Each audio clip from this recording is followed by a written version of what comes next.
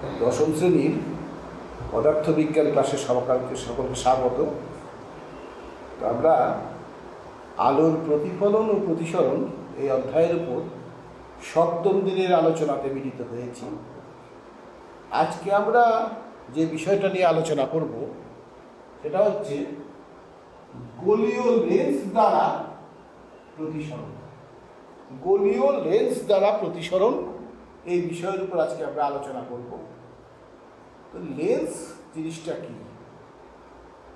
অনেক সময় আমাদের খুব ছোট্ট জিনিসকে বড় করে দেখতে হয়, যেমন মাইক্রোস্কোপ, অনুবীক্ষণ যন্ত্র দিয়ে আমরা সেটাই করি। অনেক সময় দূরের জিনিসকে কাছে দেখতে হয়, টেলিস্কোপ বা দূরবীক্ষণ যন্ত্র দিয়ে আমরা সেটাই করে থাকি। এই সমস্ত যন্ত্রগুলি, অনুবীক্ষণ যন্ত্র, দূরবীক্ষণ যন্ত্র, যে সমস্ত যন্ত্রের সাহায্যে প্রয়োজনীয় দূরত্বে প্রয়োজনীয় আকারের প্রতিবিম্ব গঠন করা হয়, সেটা করার জন্য ওই সমস্ত যন্ত্রে এই লেন্স ব্যবহার করা হয়। তাহলে আমরা বলতে পারি লেন্স হলো একটা স্বচ্ছ প্রতিসারক মাধ্যম। স্বচ্ছ প্রতিসারক মাধ্যম যার সাহায্যে প্রয়োজনীয় দূরত্বে প্রয়োজনীয় আকারের প্রতিবিম্ব গঠন করা যায়। ঠিক আছে? আসলে লেন্স হচ্ছে একটি গোলীয় তল এবং একটি সমতল অথবা দুটি গোলীয় তল দ্বারা সীমাবদ্ধ স্বচ্ছ প্রতিসারক মাধ্যম। এভাবেই আমরা লেন্সকে সংজ্ঞায়িত করি। দুটি গোলীয় তল অথবা একটি গোলীয় তল এবং একটি সমতল দ্বারা সীমাবদ্ধ স্বচ্ছ প্রতিসারক মাধ্যমকে লেন্স বলা হয়। তো এই যে লেন্সের তলগুলি কি প্রকৃতি, তার উপর ভিত্তি করে লেন্স বিভিন্ন রকমের আছে। লেন্সের উভয় তলই যদি উত্তল হয় তাহলে এটাকে উত্তল লেন্স বলা হচ্ছে, উত্তল লেন্স। যদি দুটি তলই অবতল হয় তখন এটাকে অবতল লেন্স বলা হচ্ছে। যদি একটি তল উত্তল এবং আরেকটি তল সমতল, তখন এটাকে বলা হবে সমতল লেন্স। সমতল লেন্স। আর যদি একটি তল অবতল এবং আরেকটি তল সমতল হয় তাহলে এটাকে বলা হবে সমাবতল লেন্স। আর একটি তল অবতল এবং আরেকটি তল যদি উত্তল হয় তখন একে বলা হবে অবতলোত্তল। অবতলোত্তল।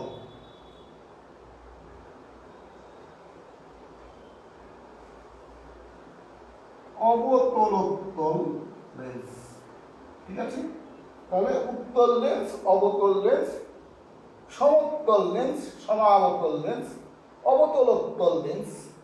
অর্থাৎ লেন্সের যে তলগুলির প্রকৃতির উপর ভিত্তি করে লেন্স বিভিন্ন রকমের হয়। তো এদের মধ্যে যে লেন্সের উভয় তলই গোলীয় আকৃতি, এই তিনটি মূলত এদেরকে গোলীয় লেন্স বলা হচ্ছে। গোলীয় লেন্স। তো আমাদের মূলত আলোচনা, আমাদের যে সিলেবাস, সেখানে মূলত আলোচনা এই উত্তল এবং অবতল লেন্স নিয়ে। তবে এই তিনটি লেন্স সম্পর্কেও ধারণা আমরা রাখবো। আমাদের মূল আলোচনা কিন্তু এই দুটো লেন্স। ঠিক আছে? তাহলে উত্তল লেন্স এবং অবতল লেন্স কাকে বলে? আমরা বলবো যে লেন্সের মধ্যভাগ পুরু এবং প্রান্তভাগ পাতলা, তাকে বলা হয় উত্তল লেন্স। আর যে লেন্সের মধ্যভাগ পাতলা এবং প্রান্তভাগ পুরু তাকে বলা হবে অবতল লেন্স। ঠিক আছে? তাহলে লেন্স কি, উত্তল লেন্স কি, অবতল লেন্স কি, এটা আমরা জানলাম। এবার আমরা উত্তল এবং অবতল লেন্সের আলোর প্রতিসরণ এটা বোঝার জন্য আমাদেরকে আগে লেন্স সম্পর্কিত কতগুলি রাশি সম্পর্কে একটা ধারণা পেতে হবে। লেন্সের সাথে সম্পর্কিত কতগুলি রাশি সম্পর্কে একটা ধারণা পেতে হবে। আমি ওই লেন্সের সঙ্গে সম্পর্কিত রাশিগুলি নিয়ে একটু আলোচনা করছি। লেন্সটি উত্তলী হোক বা অবতলী হোক, তার গোলীয় তল দুটিকে দুটি গোলকের অংশ বলে মনে করা হয়। তোমরা চিত্রগুলিকে অনুসরণ করবে। একটা উত্তল লেন্স, এর এই তলটি এই গোলকের অংশ বিশেষ, আর এই তলটি এই গোলকের অংশ বিশেষ। ঠিক সেরকম এই অবতল লেন্সটি এই তল দুটি এই দুটি গোলকের অংশ বিশেষ। কাজে লেন্সের গোলীয় তল দুটিকে দুটি গোলকের অংশ বিশেষ হিসাবে মনে করা হয়। ঠিক আছে, এই গোলক দুটির কেন্দ্রবিন্দু দ্বয় যুক্ত করে যে অনুভূমিক সরলরেখা পাওয়া যাবে, হ্যাঁ, তাকে বলা হচ্ছে লেন্সের প্রধান অক্ষ। ঠিক আছে, তাহলে লেন্সের প্রধান অক্ষ বলতে কি বোঝায়? লেন্সের গোলীয় তল দুটি যে দুটি গোলকের অংশ বিশেষ, সেই গোলক দ্বয়ের কেন্দ্রবিন্দু দ্বয় সংযোজক অনুভূমিক সরল রেখাকে লেন্সের প্রধান অক্ষ বলা হয়। ঠিক আছে, আচ্ছা, এবার দেখো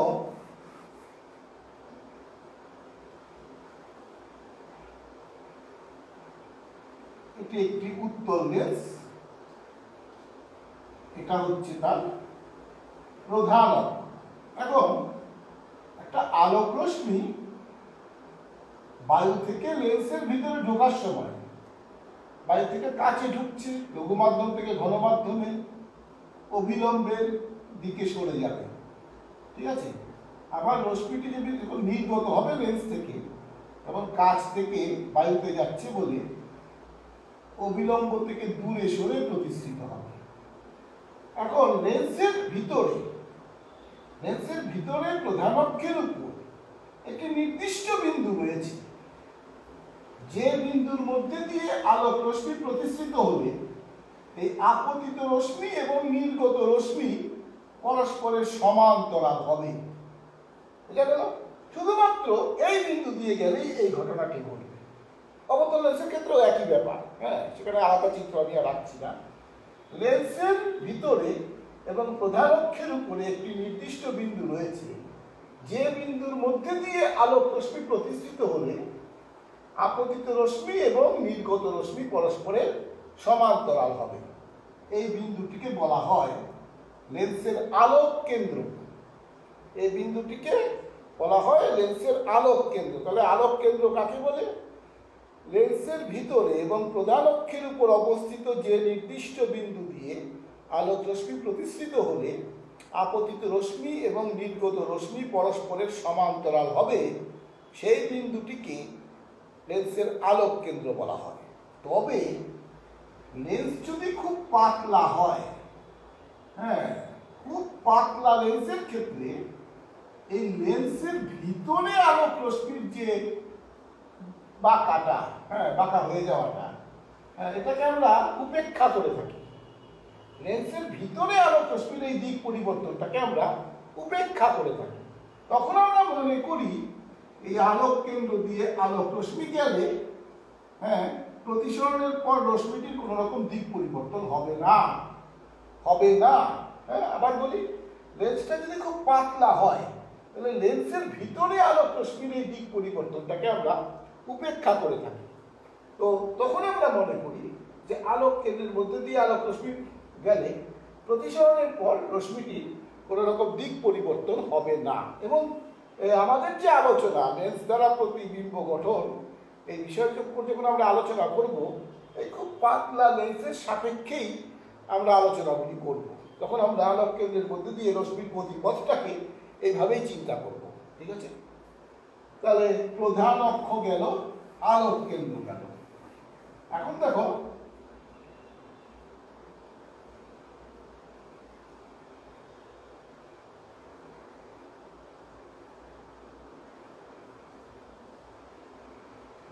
প্রধান অক্ষের সমান্তরালে কোনো একটি আলোক রশ্মি যদি উত্তল লেন্সের উপর আপতিত হয়, প্রতিসরণের পর রশ্মিটি প্রধান অক্ষের উপর অবস্থিত একটি নির্দিষ্ট বিন্দু দিয়ে যাবে।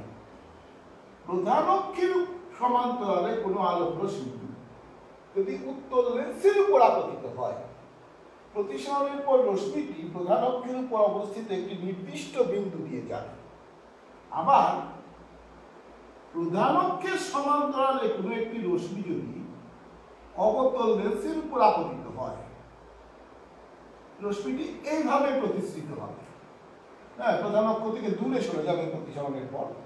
সেক্ষেত্রে রশ্মিটি প্রধান অক্ষের উপর অবস্থিত একটি নির্দিষ্ট বিন্দু থেকে অপসৃত হচ্ছে বলে মনে হয়। হলো, প্রধান অক্ষের সমান্তরালে কোনো একটি রশ্মি অবতল লেন্সের উপর আপতিত হলে রশ্মিটি প্রধান অক্ষের উপর একটি নির্দিষ্ট বিন্দু থেকে প্রতিসৃত রশ্মিটি অপসৃত হচ্ছে বলে মনে হয়। এই বিন্দুটিকে বলা হয় উত্তল লেন্সের মুখ্য ফোকাস বিন্দু। এটা হলো অবতল লেন্সের ফোকাস বিন্দু। ঠিক আছে? আচ্ছা, তাহলে উত্তল এবং অবতল লেন্সের ফোকাস বিন্দু বলতে কি বোঝায় এটা তোমরা জানবে। এখন লেন্সের কিন্তু দুটি প্রতিসারক তল। এই প্রতিসারক তলে আলো আপতিত হলে এদিক দিয়ে নির্গত হবে, এই প্রতিসারক তলে আলো আপতিত হলে এদিক দিয়ে নির্গত হবে। দুটি প্রতিসারক তল, যেহেতু লেন্সের দুটি প্রতিসারক তল, তাহলে সেহেতু লেন্সের ফোকাস বিন্দুও কিন্তু দুটো। হ্যাঁ, লেন্সের ফোকাস বিন্দুও কিন্তু দুটো। প্রতিসারক তল যেহেতু দুটি, তাহলে ফোকাস বিন্দুও কিন্তু দুটি। এই দুটি ফোকাস বিন্দুর মধ্যে এই বিন্দুটিকে বলা হয় প্রথম মুখ্য ফোকাস, আর এটিকে বলা হয় দ্বিতীয় মুখ্য ফোকাস। তো প্রথম মুখ্য ফোকাস হচ্ছে যে বিন্দু থেকে আলোক রশ্মি লেন্সের উপর আপতিত হলে প্রতিসরণের পর রশ্মিটি প্রধান অক্ষের সমান্তরালভাবে নির্গত হবে। ঠিক আছে? যে বিন্দু থেকে আলোক রশ্মি লেন্সের উপর আপতিত হলে প্রতিসরণের পর রশ্মিটি প্রধান অক্ষের সমান্তরালভাবে নির্গত হবে, সেই বিন্দুটি হলো প্রথম মুখ্য ফোকাস। আর প্রধান অক্ষের সমান্তরালে আলোক রশ্মি লেন্সের উপর আপতিত হলে প্রতিসরণের পর রশ্মিটি যে বিন্দু দিয়ে যাবে সেটি হলো দ্বিতীয় মুখ্য ফোকাস। ঠিক আছে? আচ্ছা, আর আলোক কেন্দ্র থেকে যে ফোকাস বিন্দুর দূরত্ব, আলোক কেন্দ্র থেকে ফোকাস বিন্দুর দূরত্বকে বলা হয় ফোকাস দূরত্ব। আলোক কেন্দ্র থেকে ফোকাস বিন্দুর দূরত্বকে বলা হয় ফোকাস দূরত্ব। ঠিক আছে? আর ফোকাস বিন্দুতে, লেন্সের ফোকাসে যদি আমরা একটা উলম্ব তল কল্পনা করি, হ্যাঁ, লেন্সের ফোকাসে যদি আমরা একটা উলম্ব তল কল্পনা করি, তাহলে সেই তলটাকে বলা হবে ফোকাস তল। ঠিক আছে কথা? তাহলে ব্যাপারটা হচ্ছে যে এই লেন্সের সাপেক্ষে আমরা চারটি রাশির কথা বললাম। একটা হচ্ছে তোমার প্রধান অক্ষ, তারপরে হচ্ছে তোমার আলোক কেন্দ্র, তারপরে বললাম আমরা ফোকাস বিন্দু, আর হচ্ছে ফোকাস দূরত্ব। এছাড়া ফোকাস তলের কথা উল্লেখ করলাম, যে ফোকাস বিন্দুর মধ্যে দিয়ে যদি আমরা কোনো একটা উলম্ব তল কল্পনা করি, সেটা হলো ফোকাস তল। ঠিক আছে? তাহলে লেন্সের সাপেক্ষে তোমরা এই সংজ্ঞাগুলি শিখবে, উত্তল বা অবতল লেন্সের সাপেক্ষে এই সংজ্ঞাগুলি শিখবে। লক্ষ্য রাখবে, প্রধান অক্ষ, আলোক কেন্দ্র, ফোকাস দূরত্ব, ফোকাস তল, এই সংজ্ঞাগুলি দুটো লেন্সের ক্ষেত্রে একই রকম। খালি ফোকাস বিন্দুর সংজ্ঞাটা দুই লেন্সের ক্ষেত্রে দুই রকম। ঠিক আছে কথাটা? উত্তল লেন্সের ক্ষেত্রে প্রধান অক্ষের সমান্তরালে লেন্সের উপর আপতিত রশ্মিটি প্রতিসরণের পর প্রধান অক্ষের উপর অবস্থিত যে নির্দিষ্ট বিন্দু দিয়ে যায়, সেই বিন্দুটি হলো ফোকাস বিন্দু। আর অবতল লেন্সের ক্ষেত্রে প্রধান অক্ষের সমান্তরালে লেন্সের উপর আপতিত আলোক রশ্মিটি প্রতিসরণের পর প্রধান অক্ষের উপর অবস্থিত যে নির্দিষ্ট বিন্দু থেকে অপসৃত হচ্ছে বলে মনে হয়, সেই বিন্দুটি হলো ফোকাস বিন্দু। এগুলি মনে রাখবে তোমরা। ঠিক আছে? আচ্ছা, এবার আরেকটি বিষয়ে আলোচনা করি। এটি একটি উত্তল লেন্স, এটা তার আলোক কেন্দ্র, এটা হলো তার প্রধান অক্ষ। এখন প্রধান অক্ষের সমান্তরালে একটি সমান্তরাল আলোক রশ্মিগুচ্ছ উত্তল লেন্সের একটি প্রতিসারক তলের উপর আপতিত হলো। একটি সমান্তরাল আলোক রশ্মিগুচ্ছ উত্তল লেন্সের একটি প্রতিসারক তলের উপর আপতিত হলো। প্রতিসরণের পর এই রশ্মিগুচ্ছের রশ্মিগুলি অভিলম্বের দিকে বেঁকে যাবে, অভিলম্বের দিকে বেঁকে যাবে এবং রশ্মিগুলি প্রধান অক্ষের উপর অবস্থিত একটি নির্দিষ্ট বিন্দু দিয়ে যাবে। এভাবেই উত্তল লেন্সের প্রতিসরণটা হয়।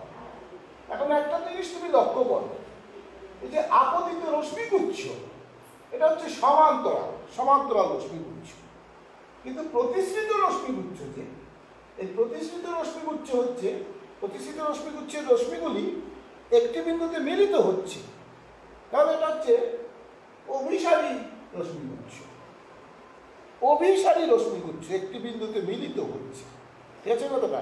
তাহলে উত্তল লেন্স সমান্তরাল রশ্মিগুচ্ছকে প্রতিসরণের মাধ্যমে অভিসারী রশ্মিগুচ্ছে পরিণত করে। ঠিক আছে?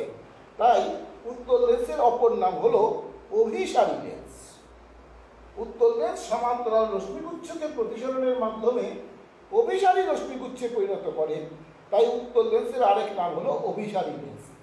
আর উত্তল লেন্সের এই যে সমান্তরাল রশ্মিগুচ্ছকে অভিসারী রশ্মিগুচ্ছে পরিণত করার উত্তল লেন্সের এই যে বিশেষ ক্রিয়া, হ্যাঁ, এটাকে বলা হয় উত্তল লেন্সের অভিসারী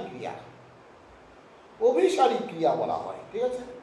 এখন তাহলে এই উত্তল লেন্সকে অভিসারী লেন্স বলা হয় কেন, হ্যাঁ, এর ব্যাখ্যা তোমরা শিখবে। আবার লক্ষ্য করো, এটা অবতল লেন্সের আলোক কেন্দ্র, এটা হলো অবতল লেন্সের প্রধান অক্ষ। একটি সমান্তরাল রশ্মিগুচ্ছ অবতল লেন্সের একটি প্রতিসারক তলের উপর আপতিত হলো। ঠিক আছে?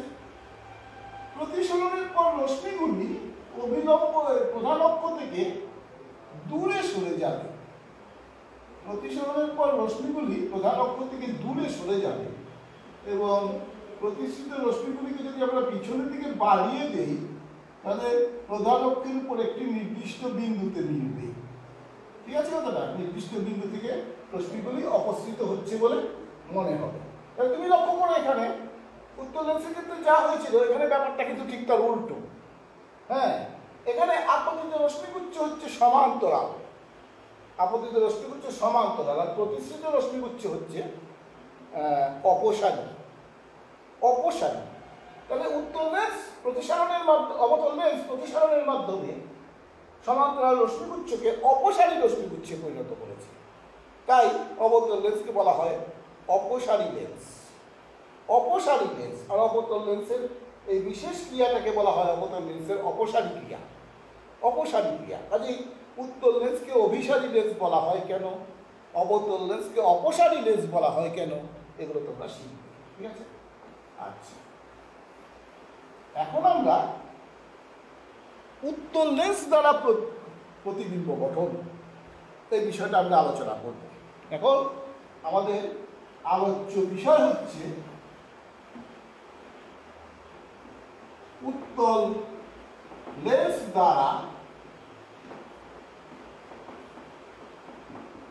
দ্বারা প্রতিবিম্ব গঠন। ঠিক আছে? উত্তল লেন্স দ্বারা প্রতিবিম্ব গঠন। তো দর্পণ দ্বারা প্রতিবিম্ব গঠন সম্পর্কে এর আগে আলোচনা হয়েছে, এর সঙ্গে অনেকটাই সাদৃশ্য রয়েছে।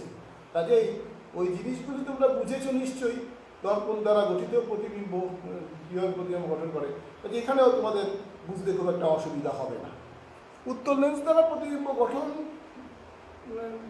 গঠিত প্রতিবিম্বের চিত্র আঁকার জন্য তোমাদের কতগুলি জিনিস জানতে হবে। এখানে প্রতিসরণের উত্তল লেন্স দ্বারা প্রতিসরণের দুটি নির্দিষ্ট নিয়ম আমরা ব্যবহার করব, যেগুলো ইতিমধ্যে আলোচিত হয়েছে, একটু আগেই আলোচিত হয়েছে। 1 নম্বর কথা হলো, প্রধান অক্ষের সমান্তরালে আলোক রশ্মি উত্তল লেন্সের উপর আপতিত হলে প্রতিসরণের পর ফোকাস বিন্দু দিয়ে রশ্মিটি যাবে। আর 2 নম্বর কথা হলো যে আলোক কেন্দ্র দিয়ে কোনো রশ্মি যদি যায় তাহলে প্রতিসরণের পর রশ্মিটি কোনো রকম দিক পরিবর্তন হবে না। এই দুটি নিয়ম মনে রাখবে তোমরা। এখন প্রধান অক্ষের উপর আমরা বস্তুকে লম্বভাবে আঁকব, বস্তুর অবস্থান যেখানে বলে দেবে, হ্যাঁ, বস্তুর অবস্থানকে আমরা প্রধান অক্ষের উপর লম্বভাবে দেখাবো। এবার বস্তুর শীর্ষ থেকে একটি আলোক রশ্মি প্রধান অক্ষের সমান্তরালে উত্তর লেন্সের উপর আপতিত করে সেটাকে ফোকাস বিন্দুর মধ্যে দিয়ে প্রতিষ্ঠিত করব। আবার বস্তুর শীর্ষ থেকে আরেকটি আলোক রশ্মি আলোক কেন্দ্রের মধ্যে দিয়ে দিক পরিবর্তন না করে সোজা প্রতিষ্ঠিত হয়েছে দেখাবো। এই দুটি প্রতিষ্ঠিত রশ্মি যে বিন্দুতে মিলিত হয়েছে, যদি মিলিত হয়, যে বিন্দুতে মিলিত হয়েছে সেই বিন্দু থেকে প্রধান অক্ষের উপর একটা লম্ব আঁকবো, সেই লম্বটাই হবে প্রতিবিম্ব। সেই লম্বটাই হবে প্রতিবিম্ব। ওটা দেখে আমরা প্রতিবিম্বের প্রকৃতি, আকার বা অবস্থান সহজেই বলতে পারবো। আর যদি প্রতিষ্ঠিত রশ্মি যদি না মেলে তখন তাদেরকে পিছনের দিকে বাড়িয়ে মেলাবো, হ্যাঁ, যেখানে মিলবে প্রতিষ্ঠিত রশ্মিকে পিছনের দিকে বর্ধিত করলে যেখানে মিলবে সেখান থেকে আমরা প্রধান অক্ষের উপর লম্ব আঁকবো। তো বিভিন্ন ক্ষেত্রে বস্তুর বিভিন্ন অবস্থানের জন্য উত্তল লেন্স কিরকম প্রতিবিম্ব গঠন করে সেগুলো আমরা আলোচনা করব। তো তোমরা প্রথমে হাতে সুন্দর করে উত্তল লেন্সটা আঁকবে, হ্যাঁ, তারপরে ঠিক মধ্যবিন্দুটাকে চিহ্নিত করবে, এটা হলো আলোক কেন্দ্র। এবার স্কেল বসিয়ে প্রধান অক্ষটা আঁকবে, স্কেল বসিয়ে প্রধান অক্ষটা আঁকবে তোমরা। একে আলোক কেন্দ্রের দুই দিকে দুটি বিন্দু নেবে সমান সমান দূরত্বে, এগুলো ফোকাস বিন্দু, হ্যাঁ, প্রথম মুখ্য ফোকাস, দ্বিতীয় মুখ্য ফোকাস। এই দূরত্ব দুটি যাতে সমান থাকে লক্ষ্য রাখবে, এই দূরত্ব দুটি যাতে সমান থাকে স্কেলের সাহায্যে এইভাবেই পরিমাপ করে নেবে। এই প্রাথমিক কাজটা তোমাদের করতেই হবে। উত্তল লেন্স দ্বারা প্রতিবিম্ব গঠন অঙ্কন করার জন্য তোমাদের এই প্রাথমিক কাজটাই প্রথমে করতে হবে। এখন মনে করো বস্তু অসীম দূরত্বে রয়েছে, বস্তু অসীম দূরত্বে রয়েছে। আমরা জানি অসীম দূরত্বে থেকে, অসীম দূরত্বে অবস্থিত কোনো বস্তু থেকে আসা আলোক রশ্মিগুলি পরস্পরের সমান্তরাল। অসীম দূরত্বে অবস্থিত কোনো বস্তু থেকে আসা আলোক রশ্মিগুলি পরস্পরের সমান্তরাল। তাহলে এই সমান্তরাল রশ্মিগুলি উত্তল লেন্সের মধ্যে দিয়ে প্রতিসরণের পর তারা ফোকাস বিন্দু দিয়ে যাবে, ফোকাস বিন্দু দিয়ে যাবে, অর্থাৎ প্রতিসৃত রশ্মিগুলি ফোকাস বিন্দুতে মিলিত হয়েছে। তাহলে ওই প্রতিবিম্বের সংজ্ঞা অনুসারে কোনো বস্তু থেকে আসা আলোক রশ্মিগুলি প্রতিসরণের পর যে বিন্দুতে মিলিত হয় সেই বিন্দুটাই হলো প্রতিবিম্ব। তাহলে এখানে অসীম দূরত্ব থেকে আসা, অসীম দূরত্বে অবস্থিত কোনো বস্তু থেকে আসা সমান্তরাল রশ্মিগুলি উত্তল লেন্সের মধ্যে দিয়ে প্রতিসরণের পর ফোকাস বিন্দুতে মিলিত হয়েছে। তার মানে এই বিন্দুতেই প্রতিবিম্বটি গঠিত হয়েছে। ঠিক আছে? যেহেতু রশ্মিগুলি প্রকৃতপক্ষেই একটি বিন্দুতে মিলিত হয়ে প্রতিবিম্ব গঠন করেছে, প্রতিবিম্বটি অবশ্যই সদ এবং অবশীর্ষ। প্রতিবিম্বটি আকারে অতি ক্ষুদ্র এবং প্রতিবিম্বটি গঠিত হয়েছে ফোকাস, লেন্সের ফোকাসে। তাহলে প্রতিবিম্বের প্রকৃতি কি? সদ এবং অবশীর্ষ। যখন বস্তু অসীম দূরত্বে থাকে তখন উত্তল লেন্স দ্বারা গঠিত প্রতিবিম্বের প্রকৃতি হলো সদ ও অবশীর্ষ, প্রতিবিম্বের আকার হলো অতি ক্ষুদ্র, আর প্রতিবিম্বের অবস্থান হলো লেন্সের ফোকাস। ঠিক আছে?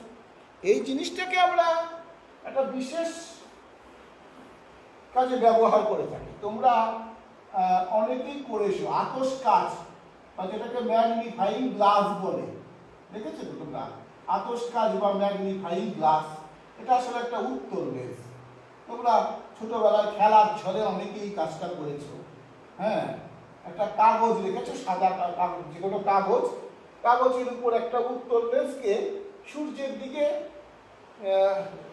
লক্ষ্য রেখে, সূর্যের দিকে লক্ষ্য করে একটা উত্তল লেন্সকে স্থাপন করেছে। এখন হয় কি, সূর্য থেকে আসা, সূর্য হচ্ছে বহু দূরে অবস্থিত একটি বস্তু, তাহলে সূর্য থেকে আসা এই সমান্তরাল রশ্মিগুলি লেন্সের মধ্যে দিয়ে প্রতিসরণের পর এই কাগজের উপর একটি বিন্দুতে মিলিত হয়, কাগজের উপর একটি বিন্দুতে মিলিত হয়। ঠিক আছে কথাটা? তাহলে এই লেন্সটাকে একটু উঠিয়ে নামিয়ে এমন একটি অবস্থানে আনতে হয় যাতে বিন্দুটি সর্বাপেক্ষা ক্ষুদ্র এবং স্পষ্ট হয়, সর্বাপেক্ষা ক্ষুদ্র এবং স্পষ্ট হয়। এই অবস্থানে কাগজটি লেন্সের ফোকাস তলে রয়েছে। কাজেই সূর্য থেকে আসা রশ্মিগুলি লেন্সের মধ্যে দিয়ে প্রতিসরণের পর এখানে মিলিত হয়েছে, ফোকাস বিন্দুতে মিলিত হয়েছে। ঠিক আছে, বহু সংখ্যক সূর্য রশ্মি এখানে একত্রিত হওয়ার ফলে এই বিন্দুতে প্রচুর পরিমাণ তাপ উৎপন্ন